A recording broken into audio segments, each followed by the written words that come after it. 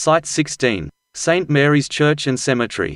By 1841, residents of the vast districts agreed that a church in the area was warranted.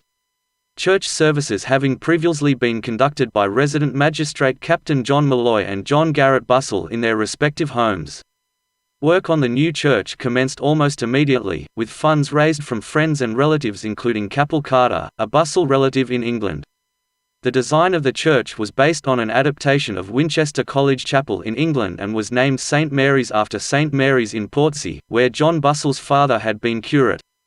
Local settlers quarried limestone for the walls, hand-cut jarrah for the rafters, arches, pews and timber shingles. On 4 March 1844, the foundation stone was laid by John Garrett Bussell's mother, Mrs. Frances Bussell, and the event was celebrated with cake and wine under the shade of the peppermints, with the Reverend John Ramsden Wollaston reciting the hymn of joy and thanksgiving. Reverend Wollaston was the appointed chaplain to Busselton, in addition to the parishes of Picton and Bunbury, and he later became the first archdeacon of the South West region. St. Mary's Anglican Church represents the Victorian Gothic Revival style, with the original building being completed and consecrated in 1848. The rectory was built in 1897.